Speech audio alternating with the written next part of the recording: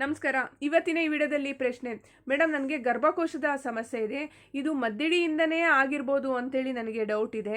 ಇದು ಮದ್ದಿಡಿಯಿಂದ ಆಗಿದೆ ಅಥವಾ ಬೇರೆ ರೀತಿಯಾಗಿರ್ತಕ್ಕಂಥ ಸಮಸ್ಯೆಯಿಂದ ಈ ಒಂದು ಸಮಸ್ಯೆ ಬಂದಿದೆಯಾ ಅಂತ ಪ್ರಶ್ನೆ ಕೇಳಿದ್ದಾರೆ.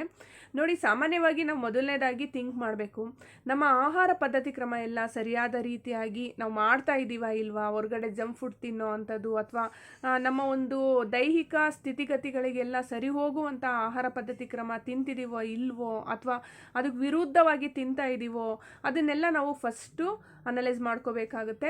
ನಾವು ಅದನ್ನೆಲ್ಲ ನೋಡಿದ ಆದಮೇಲೆ ನಮ್ಮ ದಿನಕ್ರಮದಲ್ಲಿ ಯಾವ ರೀತಿಯಾಗಿ ನಾವು ವ್ಯಾಯಾಮ ಮಾಡ್ತಾ ಇದ್ದೀವ ಇಲ್ವಾ, ನಮ್ಮ ದೇಹಕ್ಕೆ ಬೇಕಾಗಿರ್ತಕ್ಕಂಥ ಪೌಷ್ಟಿಕಾಂಶ ಸರಿಯಾದ ರೀತಿಯಲ್ಲಿ ನಮ್ಮ ದೇಹಕ್ಕೆ ತಲುಪ್ತಿದೆಯಾ ಇಲ್ಲ, ನಮ್ಮ ಅಂಗಾಂಗಗಳಿಗೆ ಶಕ್ತಿಗೆ ಬೇಕಾಗಿರ್ತಕ್ಕಂತಹ ಕೆಲವೊಂದು ಪದಾರ್ಥಗಳ ಸೇವನೆ ಮಾಡ್ತಾ ಇದ್ದೀವ ಇಲ್ಲ, ಇದನ್ನೆಲ್ಲ ಫಸ್ಟು ಚೆಕ್ ಮಾಡ್ಕೋಬೇಕಾಗುತ್ತೆ.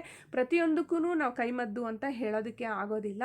ಈ ರೀತಿಯಾಗೂ ಕೂಡ ಸಮಸ್ಯೆ ಬಂದಿರ್ಬೋದು. ಈಗ ನಿಮಗೆ ಗರ್ಭಕೋಶದ ಸಮಸ್ಯೆ ಅಂತ ಹೇಳ್ತಾ ಇದ್ದೀರಲ್ಲ, ಗರ್ಭಕೋಶಕ್ಕೆ ಸಂಬಂಧಪಟ್ಟಿರ್ತಕ್ಕಂತಹ ಒಂದು ಸಮಸ್ಯೆ ಬರೋದಕ್ಕೆ ಮೂಲ ಕಾರಣ ಏನು ಅಂತೇಳಿ ನೀವು ತಿಳ್ಕೊಬೇಕು. ನಿಮ್ಮ ಆಹಾರ ಪದ್ಧತಿ ಕ್ರಮ ಸರಿಯಾದ ರೀತಿಯಲ್ಲಿ ಇಲ್ವೇನೋ, ವ್ಯಾಯಾಮ ಮಾಡ್ತಿಲ್ಲೇನೋ, ಇಲ್ಲಾಂದರೆ ಹೆವಿ ದಪ್ಪ ಆಗಿದ್ದೀರೋ ಏನು ಅಂತೇಳಿ ಫಸ್ಟು ಇದು ಸಮಸ್ಯೆನ ತಿಳ್ಕೊಳ್ಳಿ.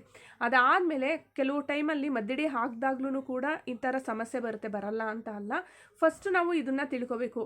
ಇವಾಗ ನೀವು ವಿಡಿಯೋ ತುಂಬ ನೋಡ್ತಾ ಇರ್ತೀರಲ್ಲ, ಇದರಿಂದನೇ ಈ ಥರ ಆಗ್ತಿದೆಯೇನೋ ಅಂತೇಳಿ ನಿಮಗೆ ಅನಿಸುತ್ತೆ ಅಷ್ಟೇ ಹೊರತು ಎಲ್ಲದಕ್ಕೂ ಮದ್ದಿಡಿ ಅಂತೇಳ್ಬಿಟ್ಟು ಹೇಳೋದಕ್ಕೆ ಆಗೋದಿಲ್ಲ.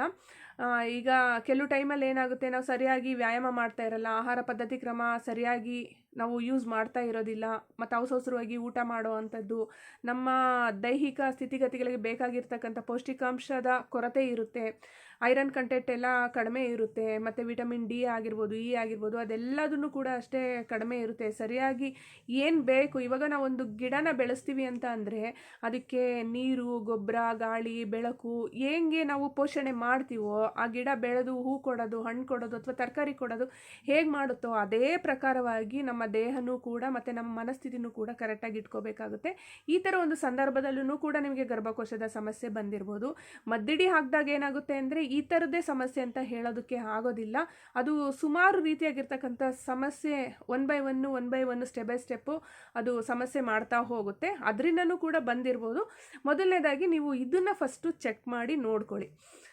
ನೋಡಿದ್ರಲ್ಲ ವೀಕ್ಷಕರೇ, ಇವತ್ತಿನ ಈ ವಿಡಿಯೋ ಇಷ್ಟದಲ್ಲಿ ಲೈಕ್ ಮಾಡಿ, ಇನ್ನಷ್ಟು ವೀಡಿಯೋಸ್ಗಳು ನೋಡಬೇಕು ಅಂದರೆ ಸಬ್ಸ್ಕ್ರೈಬ್ ಮಾಡ್ಕೊಳ್ಳಿ. ನೆಕ್ಸ್ಟ್ ಇನ್ನೊಂದು ಒಳ್ಳೆಯ ವಿಡಿಯೋದೊಂದಿಗೆ ಭೇಟಿಯಾಗೋಣ. ಮತ್ತು ತುಂಬ ಜನ ಕೇಳ್ತಾ ಇರ್ತೀರಾ, ಮೇಡಮ್ ಈಗ ಕೈಮದ್ದನ್ನ ತೆಗೆಸ್ಕೊಂಡಿರ್ತೀವಿ, ಟ್ರೀಟ್ಮೆಂಟ್ ಎಲ್ಲ ಕಂಪ್ಲೀಟ್ ಆಗಿರುತ್ತೆ, ಆಮೇಲೆ ನೆಕ್ಸ್ಟ್ ಏನಾದ್ರೂ ಹಾಕುವಂಥ ಸಂದರ್ಭ ಇದ್ದಾಗ ನಾವೇನಾದ್ರು ತಿಂದಾಗ ಅದನ್ನು ಹೇಗೆ ತಡೆ ಹಿಡಿಯೋದು ಅಂತ ಸುಮಾರು ಸರಿ ಕೇಳ್ತಾ ಇರ್ತೀರಾ. ಅದಕ್ಕೋಸ್ಕರನೇ ನಾನು ರೆಗ್ಯುಲರಾಗಿ ನೀವು ಗಂಜಿ ಪೌಡ್ರು ಮಂತ್ಲಿ ತೊಗೊಳ್ಳಿ ಅಂತೇಳಿ ಕೆಲವು ಟ್ರೀಟ್ಮೆಂಟ್ ತೆಗೆದುಕೊಂಡಿದ್ದಾದಮೇಲೆ ಹೇಳ್ತಾ ಇರ್ತೀನಿ. ಕೆಲವೊಬ್ಬರು ರೆಗ್ಯುಲರ್ ತೊಗೊಳ್ತೀರ, ಮತ್ತು ಕೆಲವೊಬ್ಬರು ಡಿಸ್ಕಂಟಿನ್ಯೂ ಮಾಡ್ತೀರ. ರೆಗ್ಯುಲರ್ ತೊಗೊಂಡ್ರೆ ದೈಹಿಕ ಮನಸ್ಥಿತಿನೂ ಚೆನ್ನಾಗಿರುತ್ತೆ, ಮಾನಸಿಕ ಸ್ಥಿತಿನೂ ಚೆನ್ನಾಗಿರುತ್ತೆ, ಮತ್ತು ಎಲ್ಲೇ ಹೋಗಿ ಏನೇ ಒಂದು ಊಟ ಮಾಡಿದ್ರೂ ಕೂಡ ಆ ಸೆನ್ಸ್ ಗೊತ್ತಾಗುತ್ತೆ ನಿಮಗೆ.